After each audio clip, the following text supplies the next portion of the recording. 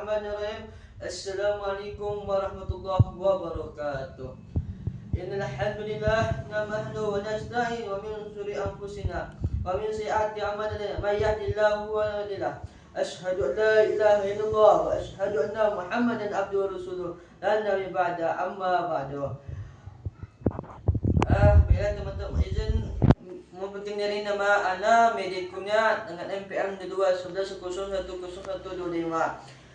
Saya berdirinya di sini untuk menyampaikan presentasi saya pelajaran mata kuliah sejarah kebudayaan Islam.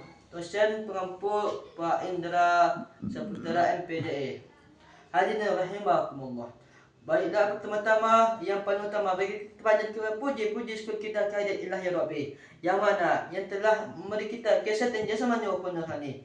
Salawat beserta salam terucapkan kepada junjungan kita Nabi Muhammad sallallahu alaihi wasallam yang mana yang telah membawa kita dari zaman jahiliyah menuju zaman terang menerang yang kita rasakan. Hadirin rahimakumullah. Bila judul materi saya itu pemerintahan Bani Umayyah satu Damaskus. Hadirin rahimakumullah. Pemerintahan Bani Umayyah merupakan salah satu dinasti Islam yang mengaruh dalam sejarah peradaban Islam. Dinasti ini berkuasa setelah dari masa Khulafaur Rasyidin dan dikenal dengan perda khalifahan yang memindahkan pusat ke Damaskus, pusat kekuasaan ke Damaskus, Suriah. Berikut ini adalah beberapa poin yang penting mengenai pemerintahan Bani Umayyah di Damaskus. Yang pertama itu kita mencari latar belakang sejarah. Setelah wafatnya Khalifah Ali bin Abi Thalib, Umayyah bin Hussein mengambil alih khalifahan dan mendirikan dinasti Umayyah pada tahun 631 Masehi. Umayyah mendirikan ibu kota Khalifah Bani Umayyah dari Madinah ke Damaskus. Mendirikan kota ini pusat politik dan administrasi baru bagi Khalifah Islam. Yang kedua, struktur pemerintahan. Bani Umayyah menggunakan sistem pemerintahan yang terpusat dengan Khalifah sebagai pemimpin tertinggi. Mereka mempergunakan beberapa inovasi dalam administrasi, termasuk berkurang yang lebih struktur, yaitu kebijakan ekonomi dan sosial.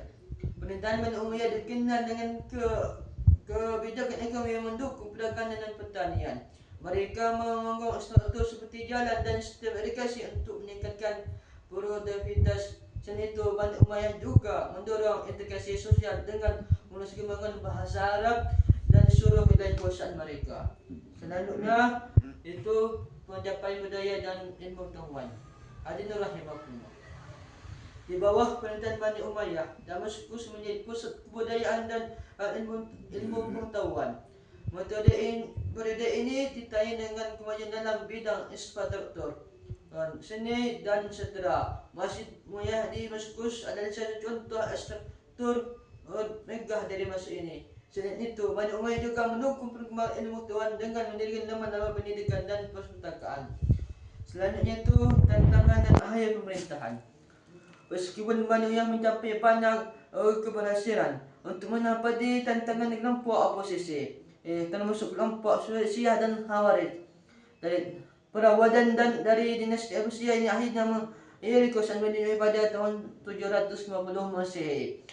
Mereka dinasti Abbasiyah mengambil alih khalifah dan mendirikan ibu kota ke Baghdad. Pemerintahan Bani Umayyah di Damaskus meninggalkan warisan yang signifikan dalam sejarah Islam dan memberikan kontribusi besar terhadap perkembangan politik, ekonomi dan budaya dalam Islam. Bila teman-teman hadirin rahimakumullah, itulah presentasi yang dapat saya sampaikan. Apabila kalau ada kata-kata saya yang sudah saya ucap, saya mohon maaf kepada Allah SWT. Dan apabila kata-kata saya itu ada benarnya itu katanya dari Allah SWT, kalau ada salah itu kebodohan dari saya Nasiri. Wallahu a'lam bishawab. Assalamualaikum warahmatullahi taala wabarakatuh.